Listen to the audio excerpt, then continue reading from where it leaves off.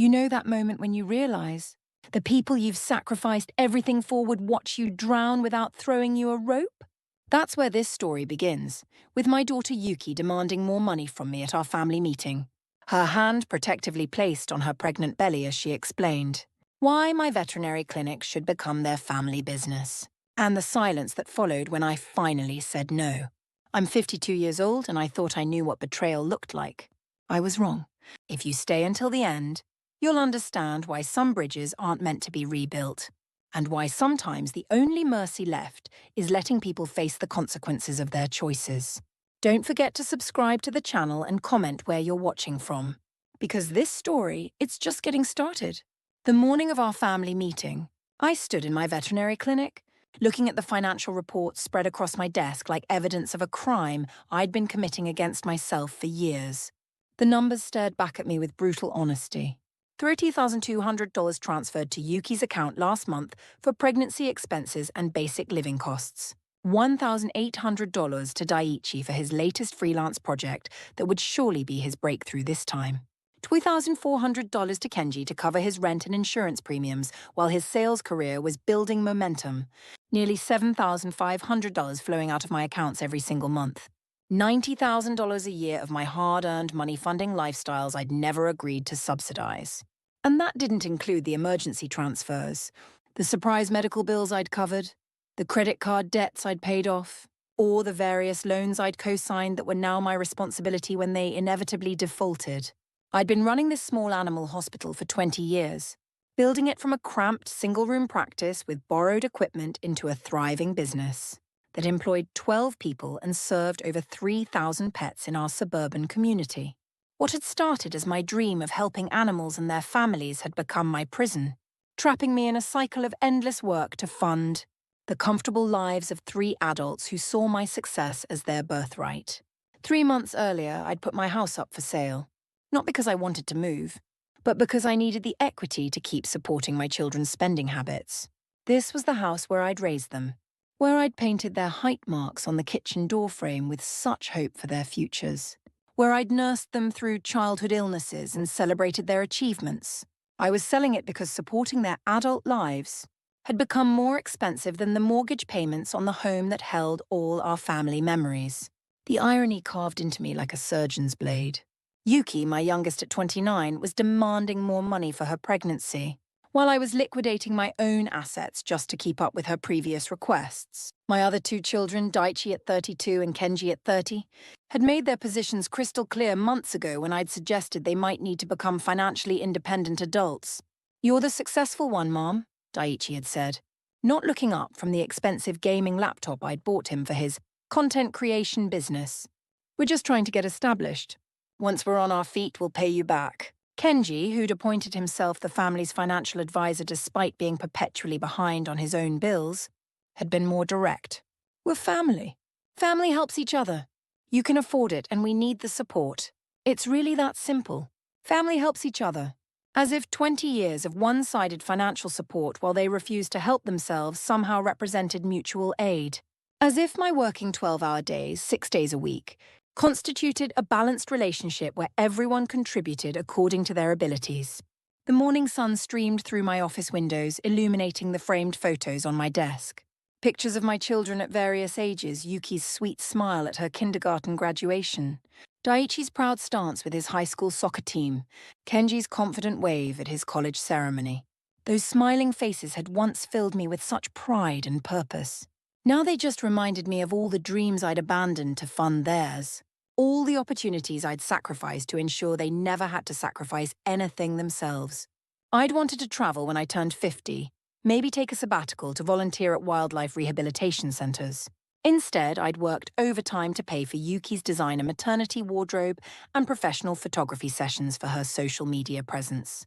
I'd dreamed of reducing my hours at the clinic, maybe taking painting classes or learning a new language. Instead, I'd taken on additional clients to cover Daiichi's latest equipment purchases for his freelance work that never seemed to generate actual income. My children were 29, 32, and 30 years old, respectively.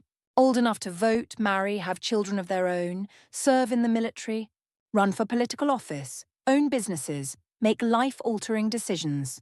but apparently not old enough to pay their own rent without Mommy's help.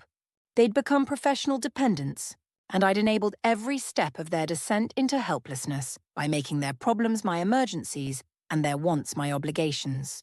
The veterinary clinic door chimed as my first appointment of the day arrived Mrs. Patterson with her elderly collie, Sam, who'd been battling arthritis and hip dysplasia for the past 2 years.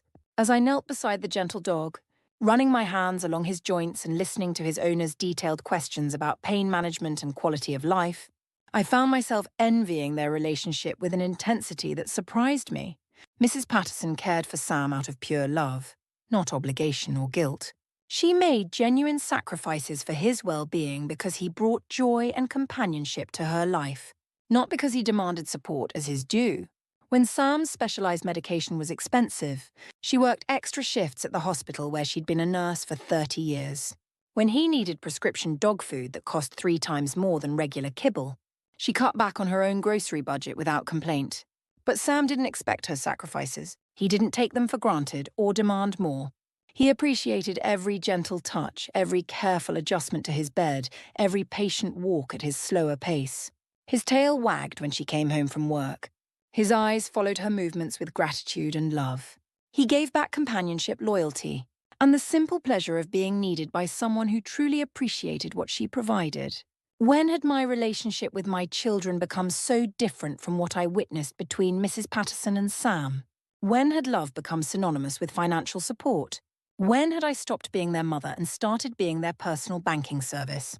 When had their appreciation transformed into expectation, their gratitude into entitlement? Dr. Akira, Mrs. Patterson said as I finished adjusting Sam's medication dosage and demonstrating the new physical therapy exercises that would help maintain his mobility. You look exhausted. Are you taking care of yourself? The question hit me like a physical blow. When was the last time someone had asked about my well-being without it being a prelude to asking for something?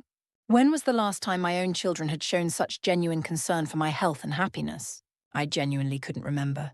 I'm fine, I said automatically, the response so practiced it felt like a reflex. Then I paused, struck by how hollow and untrue the words sounded in the quiet examination room. Actually, I'm thinking about making some changes. Maybe slowing down a bit, reassessing my priorities. Mrs. Patterson's weathered face broke into a knowing smile, her hands gentle and protective on Sam's greying muzzle. Good for you, Doctor. You've given so much to this community over the years. Worked miracles for our pets. Been there for us through every crisis and emergency. You deserve to have a life outside these walls. Time for yourself. Space to pursue your own happiness. Her words stayed with me as I worked through the morning appointments. A routine wellness check for a hyperactive beagle puppy whose energy reminded me of my children when they were small and still thought I was wonderful. Vaccinations for a litter of kittens whose tiny mews of protest seemed less demanding than my adult children's constant requests. A difficult conversation with the elderly owners of a cat who needed expensive kidney surgery they weren't sure they could afford.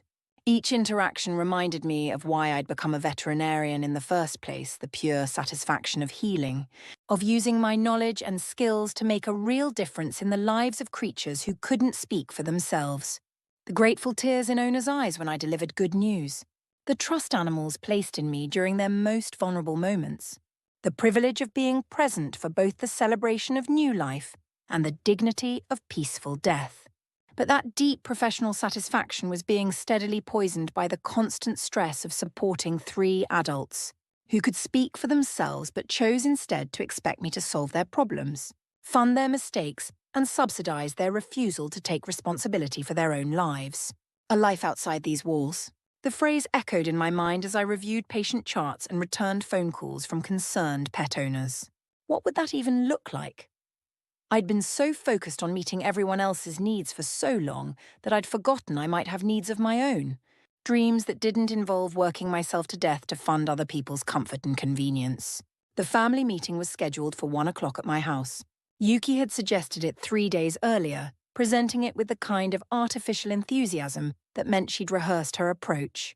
"Mom, I think we need to have a family discussion about our future together," she'd said, her voice bright with manufactured excitement. "There are so many exciting possibilities we should explore as a family." Her exact words delivered with the practiced charm she used when she needed something significant. Experience had taught me that when Yuki wanted to discuss our future together, it usually meant she needed more money than her usual monthly requests. But this time felt different, more orchestrated, more carefully planned than her typical individual appeals for financial support. Over the past week, I'd noticed unusual coordination among my children. Phone calls that ended abruptly when I entered the room. Meaningful glances exchanged during brief visits. Kenji's sudden interest in reviewing my business financial statements just to make sure everything's organized for tax season. They were planning something bigger than their usual individual requests for emergency funding. I drove home through the familiar suburban streets I'd called home for 15 years, past the elementary school where I'd volunteered for countless fundraisers and field trips, past the park where I'd pushed them on swings and taught them to ride bikes with such hope for the independent adults they'd become, past the shopping centre where I'd bought their school supplies and graduation gifts and first apartment essentials, always believing I was investing in their eventual self-sufficiency. The memories should have filled me with warmth and maternal pride. Instead, they felt like evidence of a life I'd lived entirely in service to other people's dreams. Every decision filtered through what was best for them. Every sacrifice justified by their immediate needs. Every personal dream deferred because they needed something more urgent from me. My house sat at the end of a quiet cul-de-sac, a modest two-story colonial with a small garden I never had time to tend properly because I was always too exhausted from work, and worried to maintain the peaceful sanctuary I'd envisioned when I'd bought it. I'd chosen this house specifically because it felt like a refuge where I could decompress after long days of dealing with medical emergencies and emotional pet owners. Instead, it had become an extension of my children's living spaces, a place they crashed between apartments, stored belongings they couldn't fit in their own places, held their personal crises, and extended their hands for more financial support. The guest room had become Kenji's informal office where he made sales calls and spread insurance paperwork across my dining table. The basement stored Daiichi's computer equipment and gaming setup. Yuki's maternity clothes filled half my walk-in closet because her apartment was too small for all the things the baby will need. 3 cars were already parked in my driveway when I arrived, taking up every available space and forcing me to park on the street in front of my own house. The symbolism wasn't lost on me even in my own driveway. Their needs took priority over my convenience. Kenji's sedan, dented from the accident he'd had 6 months ago that I'd paid to repair because his insurance had lapsed. Daiichi's Honda that I'd co-signed for after his previous car was repossessed for missed payments. And Satoshi's modest government vehicle, which meant Yuki had brought her husband as reinforcement for whatever intervention they were planning. I sat in my car for several minutes, watching my own house like a stranger observing someone else's family gathering. Through the living room windows, I could see them moving around, with the confident familiarity of people who'd made themselves completely at home in my space. Yuki was arranging papers on my coffee table with the precision of someone setting up a boardroom presentation. Satoshi stood near the window looking uncomfortable, his natural diplomacy clearly struggling with whatever role he'd been assigned in their plans. Daiichi had claimed my favorite recliner, the expensive ergonomic chair I'd bought specifically to ease the back pain that came from long days bent over examination tables. Kenji was pacing back and forth across my living room, gesturing animatedly as he spoke, probably rehearsing the talking points they'd prepared for this meeting. The realization hit me with the force of a physical blow they'd strategized about how to handle me. My own children had spent time planning how to present their case, how to overcome my potential objections, how to manipulate my emotions to get what they wanted. They saw me not as their mother who deserved respect and consideration, but as an obstacle to be managed, a problem to be solved, a reluctant investor who needed to be convinced to fund their next venture. I walked up my own front steps feeling like an intruder about to crash someone else's business meeting. "Mom!" Yuki rushed to embrace me the moment I stepped through my own front door, her pregnant belly pressing against me as she squeezed with the kind of theatrical enthusiasm that signaled a performance was beginning. The hug lasted longer than felt natural, calculated to establish physical intimacy and emotional connection before launching into whatever carefully rehearsed presentation they'd prepared. "Thank you so much for agreeing to this family meeting," she continued, her voice bright with artificial excitement that she'd clearly practiced. "We have so many wonderful ideas to share, so many exciting possibilities to explore together as a family." Her enthusiasm was too polished, too perfect, like a saleswoman who'd rehearsed her pitch until it sounded spontaneous. Every inflection was calculated, every gesture designed to convey excitement and gratitude and family unity. Satoshi nodded politely from his position near the window, his government training evident in his careful diplomatic neutrality. He was here for moral support and to lend adult credibility to whatever his wife had planned, but smart enough to recognize that his connection to this family was through marriage, not blood. His discomfort was obvious to anyone who knew how to read body language. Daiichi looked up from my recliner just long enough to offer a casual wave before returning his attention to his phone. Scrolling through social media or checking cryptocurrency prices or researching whatever get-rich-quick scheme had captured his imagination this week. His dismissive greeting spoke volumes about how he viewed our relationship. I was expected to show up when summoned, but my actual presence wasn't particularly noteworthy or deserving of his full attention. Kenji stopped his nervous pacing long enough to give me a quick hug that felt more like a business handshake, all formality and nervous energy with no genuine warmth. His excitement was palpable, like someone about to pitch the deal of a century to a potentially lucrative but skeptical investor. Please sit down and make yourself comfortable," Yuki said, gesturing toward my own couch with the gracious hospitality of a hostess welcoming guests to her own home. She'd rearranged my living room furniture, creating a more formal seating arrangement that positioned me alone on one side facing the three of them. The staging was clearly deliberate, designed to make this feel like a presentation rather than a casual family conversation. I noticed she'd moved my family photos to less prominent positions and cleared my coffee table to make room for whatever materials they'd prepared. Even my own living space had been reorganized to serve their purposes. "We've been talking," Yuki continued, settling herself carefully on the edge of the coffee table, her hands resting protectively on her pregnant belly in the gesture. That had become her signature move whenever she needed to emphasize her vulnerability and special circumstances. "And we're all so incredibly grateful for everything you've done for us over the years. The countless sacrifices you've made, the unwavering support you've provided, the way you've always been there whenever we've needed you." The gratitude speech. I recognized it immediately as the standard prelude to a significant financial request. They'd learned over the years that starting with acknowledgement of past generosity made their future requests harder to refuse, created a sense of precedent and obligation that made saying no feel cruel and ungrateful. "The amazing thing about our family," she continued, her voice taking on the inspirational tone of someone delivering a motivational speech, "is how we've always supported each other through everything. You've been such an incredible example of hard work and dedication and putting family first." Putting family first. The phrase that had governed my entire adult life. The principle I'd used to justify every sacrifice, every deferred dream, every dollar transferred to their accounts while my own savings dwindled. "The thing is," Kenji jumped in, spreading financial documents across my coffee table with the confidence of someone who'd done extensive homework, "we've been thinking seriously about your future, about what happens as you get older and maybe can't maintain the pace you've been keeping for so many years." I looked down at the papers he'd prepared, detailed financial projections, business valuations, market analysis reports, retirement planning worksheets, organizational charts with proposed job titles and salary ranges.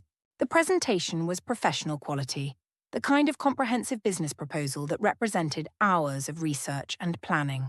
This wasn't a casual family conversation.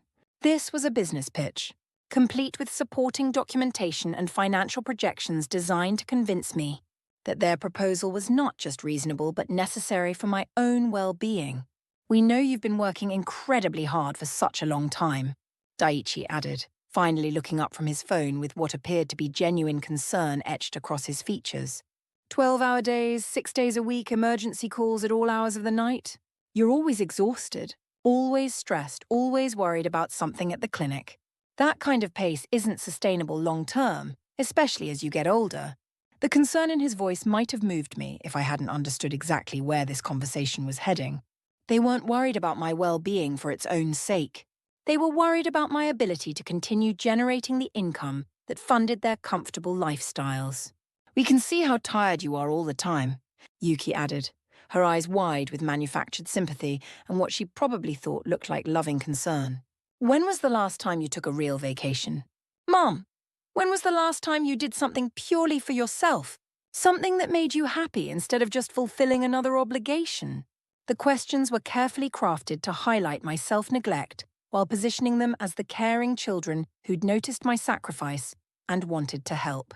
They'd probably spent considerable time discussing how to frame their concern, how to make their own interests sound like worry for my welfare.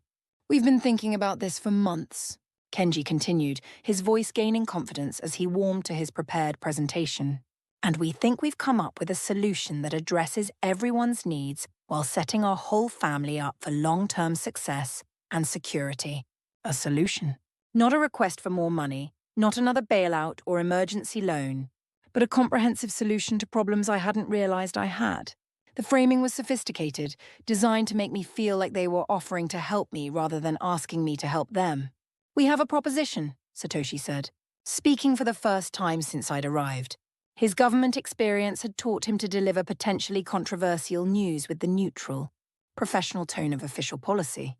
A way to secure everyone's future while significantly reducing the pressure and stress you've been carrying for so many years. I settled back into my own couch, the same piece of furniture where I'd nursed them through childhood illnesses, helped them with homework assignments, listened to their teenage relationship dramas, celebrated their achievements, and comforted them through their failures. Now they sat across from me like business associates presenting a proposal to a potential investor. The emotional distance as striking as the physical arrangement they'd created. "We think you should bring us into the business," Kenji announced, his voice filled with the kind of excitement usually reserved for lottery winners or surprise party revelations. "Make us partners in the veterinary clinic. Full partners with ownership stakes and management responsibilities." The words hung in the air like a challenge. They wanted ownership of the business I'd built through 20 years of 12-hour days, continuing education courses, professional development, relationship building with clients, and the kind of steady, unglamorous work that creates lasting success. "That way," he continued, consulting his prepared notes to make sure he hit all his talking points, "we can help shoulder the workload while building toward our own financial security and professional fulfillment."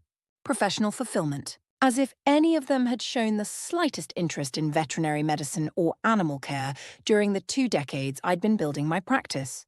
He gestured toward his paperwork as he spoke, pointing to growth projections and profit forecasts that supposedly supported his proposal. The presentation was impressive in its thoroughness, which somehow made it even more insulting. They'd invested more time and energy in preparing to extract ownership of my business than they'd ever spent asking about my happiness, my goals or my dreams for the future.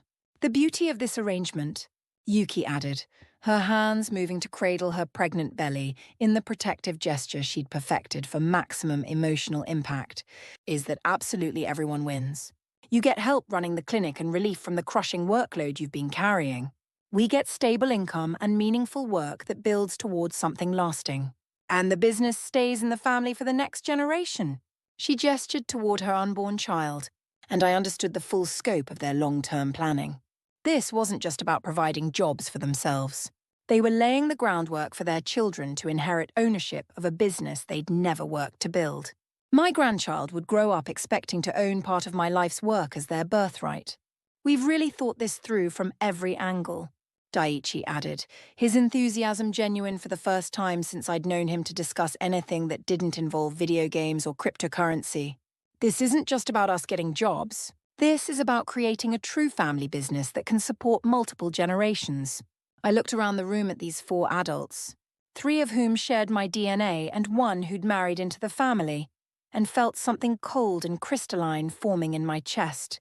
They'd planned this entire presentation around the fundamental assumption that I existed to serve their needs, that my life's work was somehow their inheritance, that my business was a family resource they deserved access to rather than something I'd created through my own effort and expertise. Not once during their carefully prepared presentation had anyone asked what I wanted. Not once had they inquired about my dreams, my goals, my plans for my own future. They'd identified their financial problems and crafted a solution using my assets, my business and my continued labor, then packaged it as a generous offer to help reduce my stress. The silence stretched as they waited for my response, their faces showing a mixture of confidence and nervousness that suggested they expected some negotiation about details. but ultimate acceptance of their generous proposal to rescue me from my own success. This is certainly an interesting proposition, I said finally, my voice carefully neutral despite the storm of emotions building in my chest. Tell me more about what exactly each of your roles would be in this new partnership. Kenji's face lit up with relief and excitement. He'd interpreted my question as engagement rather than skepticism, a sign that I was taking their proposal seriously instead of rejecting it outright. Well, I'd naturally handle all the business operations, he said, shuffling through his papers to find the organizational chart he'd prepared, complete with official titles and detailed job descriptions. Chief Operating Officer, responsible for finances, marketing, customer relations, strategic planning, vendor relationships. My extensive sales background makes me perfect for growing the client base and improving overall profitability. His extensive sales background? 3 years selling insurance with mediocre results, constantly needing loans to make his rent, somehow qualifying him to run the business operations of a successful veterinary practice that had been profitable for 2 decades. I'd take charge of all the technology infrastructure and digital presence, Daiichi added eagerly, his eyes lighting up with genuine enthusiasm for the first time since I'd arrived. Complete overhaul of your computer systems, development of a mobile app for appointment scheduling, comprehensive social media strategy, implementation of electronic health records, maybe even some telemedicine capabilities. He spoke with the confidence of someone who'd watched YouTube videos about business technology and concluded that made him an expert consultant. The fact that my current systems worked perfectly well, that major changes to electronic records required extensive regulatory compliance, and that telemedicine for veterinary care involved complex licensing issues didn't seem to factor into his grand vision. The clinic's online presence is practically non-existent, he continued, warming to his theme. That represents massive lost revenue. We could partner with pet product companies, develop our own brand of veterinary-approved supplies, create subscription services for regular customers. And I'd focus entirely on enhancing the customer experience, Yuki said, her voice growing more animated as she described her vision for transforming my practice. Complete interior redesigned to create a more welcoming, spa-like environment for pets and their families. We could add retail opportunities, boutique pet accessories, premium food selections, maybe even grooming services. She painted a picture of comprehensive renovation that would require massive capital investment. Complete operational changes and fundamental alterations to the practice I'd spent 20 years carefully building and refining. Pet owners today expect more than just basic medical care, she continued, consulting notes she'd apparently prepared in advance. They want an experience, a relationship, a sense that their pets are receiving premium treatment in a premium environment. Premium treatment. As if the life-saving surgeries, emergency interventions, and compassionate end-of-life care I'd been providing for 2 decades somehow didn't qualify as premium because my waiting room didn't look like a luxury hotel lobby. Satoshi remained diplomatically quiet throughout their presentations, wise enough to recognize that his role was moral support rather than active participation in making demands on my business. But his presence added weight to their proposal, made it feel more official and legitimate, like they'd brought adult supervision to validate their requests. I listened to their detailed presentations with growing clarity about what they were actually asking for. They were describing elaborate ways to extract money from my business without contributing any genuine value.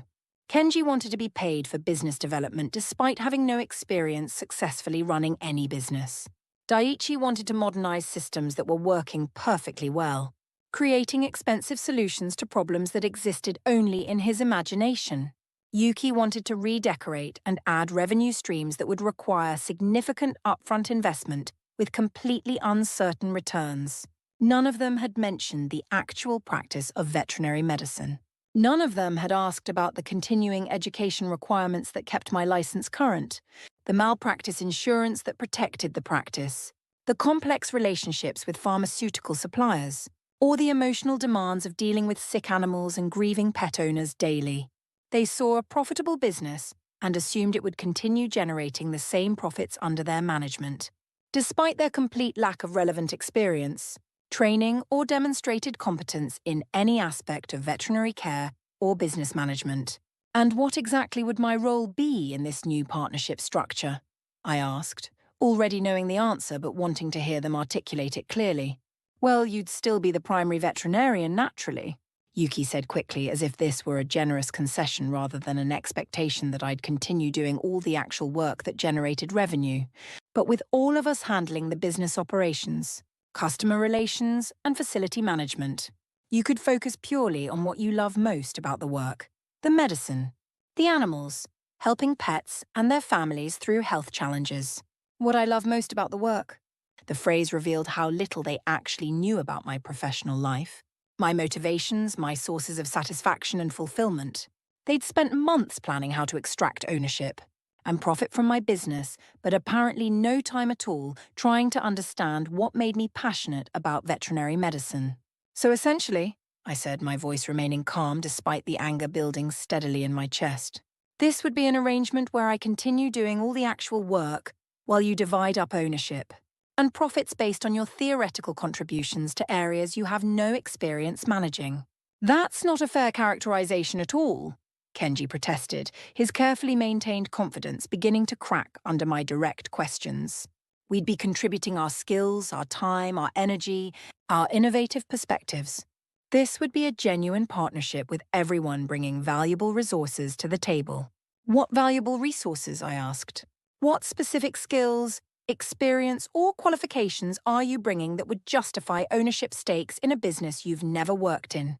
The question hung in the air like a challenge they hadn't prepared for. Their business plan had assumed my grateful acceptance, not detailed scrutiny of their actual qualifications or potential contributions. We're bringing fresh perspectives, Daiichi said weakly, his earlier enthusiasm deflating under the weight of my questions. New ideas, innovative approaches, different ways of thinking about problems and opportunities, fresh perspectives on an industry you don't understand, new ideas about problems you've never encountered, innovative approaches to challenges you have no experience addressing. Each question hit like a physical blow. They'd assumed that being my children somehow qualified them to manage my professional life, that growing up around my success gave them insight into how to maintain and improve it. We're your children, Yuki said finally, her voice taking on the wounded, plaintive tone that had always made me want to fix whatever was wrong in her world. We're your legacy, your family, your blood. We're the people who love you most in the world. Isn't that worth something? Doesn't that count as an investment in this partnership? And there it was. The fundamental assumption laid completely bare, stripped of all the business language and strategic planning and professional terminology. They believed that being my children gave them ownership rights to my life's work, that sharing my DNA entitled them to the fruits of my labor. That family love somehow translated into business equity. I stood up slowly, feeling 20 years of suppressed frustration and resentment crystallizing into something harder and cleaner than simple anger. It was clarity, pure and cold and undeniable. Let me make absolutely sure I understand this proposal, I said, walking to the window, where I could see the neighborhood I'd chosen for its quiet streets and excellent schools. Back when I'd believed that sacrificing everything for my children would create strong, independent, grateful adults. You want me to give you ownership stakes in the business I built through 20 years of 12-hour days and continuing education and relationship building with clients. You want me to pay you salaries for jobs you're not qualified to perform in an industry you don't understand. You want me to fund a complete renovation based on your untested theories about what pet owners want. And you want me to continue doing all the actual veterinary work while you learn your new roles using my money and my established client relationships. You're making it sound much more one-sided than it actually is, Daiichi said, but his voice lacked any conviction. Even he could hear how their proposal sounded when stated so directly and honestly. Then please explain to me how this arrangement benefits anyone other than the three of you. Show me where my interests are served in this partnership.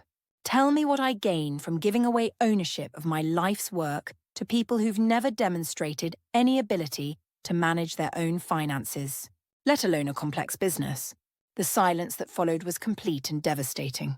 They'd planned extensively for my gratitude, my relief at their generous offer to help shoulder my burdens. But they'd never considered that I might ask what was in it for me. We're trying to help you, Yuki said, tears beginning to form in her eyes as her voice took on the desperate quality that had always made me want to solve her problems immediately. We can see how exhausted you are, how much stress you're carrying, how you're sacrificing your health and happiness for everyone else. We just want to be there for you the way you've always been there for us. The tears were genuine, I could tell, but they weren't tears of concern for my well-being. They were tears of frustration that their carefully orchestrated presentation wasn't producing the results they'd expected. "You want to be there for my money," I said, the words emerging with a clarity that surprised me with its perfect accuracy. "When was the last time any of you called just to see how I was doing? When was the last time you visited without needing something? When was the last time you showed any interest in my life that didn't involve what I could provide for you?" The questions hit them like physical blows. I watched their faces cycle through confusion, defensiveness, and something that might have been shame if any of them had been capable of genuine self-reflection. "How can you even say that?" Yuki's voice cracked with what sounded like genuine hurt and bewilderment. "We love you. You're our mother. Of course we care about you. Of course we want what's best for you. You love what I provide," I said, feeling decades of accumulated insight washing over me like a tide that had finally found its proper outlet. "You love the security of knowing I'll always bail you out of whatever crisis you've created. You love the comfort of never having to worry about consequences because Mom will always fix everything. You love having access to my money, my house, my business, my entire life as resources for your convenience." I looked around the room at these people who had shaped and consumed my existence for 30 years without ever asking what shape I wanted my life to take. "But you don't love me," I continued, my voice growing stronger and more certain with each word. "You don't even know me. You've never asked about my dreams, my goals, my hopes for my own future. You've never shown any interest in who I am beyond what I can do for you." I walked back toward my chair, but instead of sitting down, I remained standing, looking down at the people who had defined my priorities for 3 decades without ever considering that I might have priorities of my own. "When was the last time any of you asked what would make me happy? When did you last inquire about my interests, my passions, my plans that don't involve funding your lives? You've spent months preparing this presentation about how to extract more ownership from me, but have you ever once wondered what I might want for myself?" The silence was so complete I could hear the antique clock ticking on my mantel, the same clock I'd bought when I first opened the clinic, thinking I'd have time to enjoy the simple pleasure of hours that belonged entirely to me. "I'll tell you what would make me happy," I said, my voice steady and clear in a way that felt completely natural for the first time in years. "Not working myself to exhaustion to fund lifestyles I never agreed to subsidize.